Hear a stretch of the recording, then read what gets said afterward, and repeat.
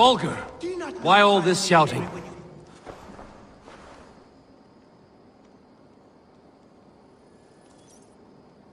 Eivor, thank Tyr.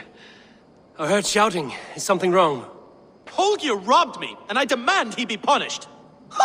Raw disappointed word.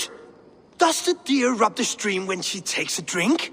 Does a cow rub a field when he crops on sweet grass? Eivor, this matter requires sensitive judgment. Will you?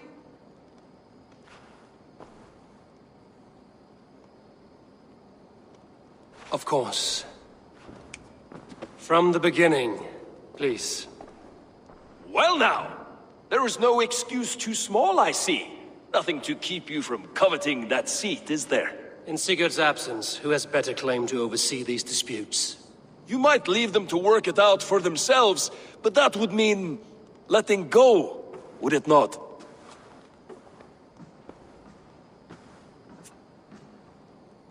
Please start again. Tell me all that has happened. I will start. I have been falsely accused by this Saxon Philistine. A Philly what? Are you mocking me? Silence, please. I will hear both of your complaints and render a decision, awarding compensation if needed. Understood?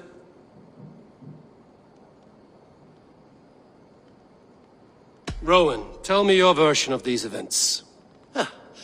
As you are aware, Holger and I are neighbors. Near enough that I often catch him at my stables, stealing my tools. Borrowing. Holger, let him speak. Stealing, borrowing. My point being, I have always allowed him to use whatever he pleased. I greatly admire your Norse generosity and had hoped to match it. But this morning, Holger stretched the limits of my grace. Entering my stables for their feed, I found my most beautiful, gentle mare stripped of her tail. Bereft, not a strand in sight. I am ashamed to say my natural suspicion drew me to Holger, and how right I was.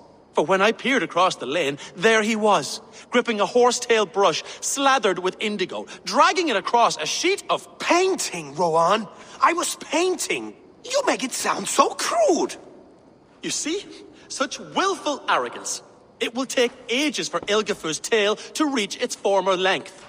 I demand compensation. I understand. Thank you, Rowan. Holger, let me hear your side.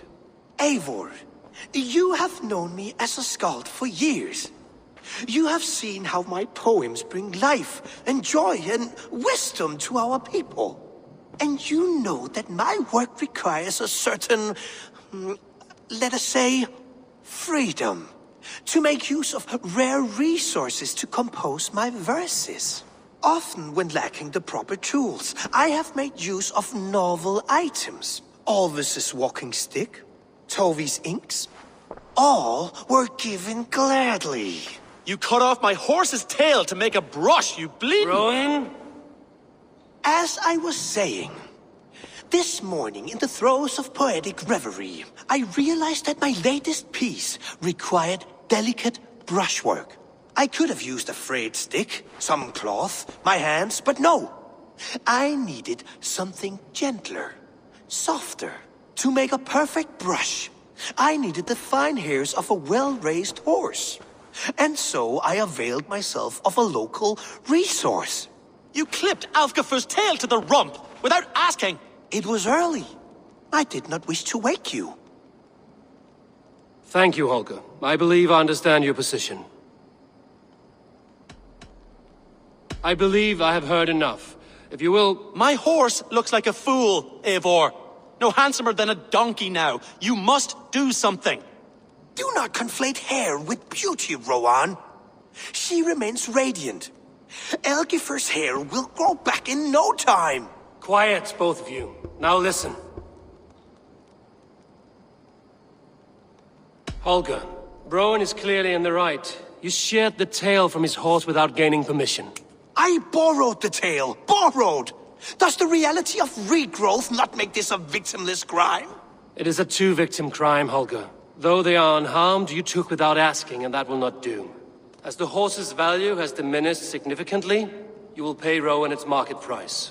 But the horse was not for sale. Rowan, admit it. My decision is final, Holger. Pay what you owe, and meet tomorrow as friends. And if I do, may I keep the horse? Pay the man and be done with it. Rowan, does this satisfy you? It does. Thank you, Eivor. Good. Then by Tyr's blessing, let this matter rest. We're done here. Return to your homes in peace.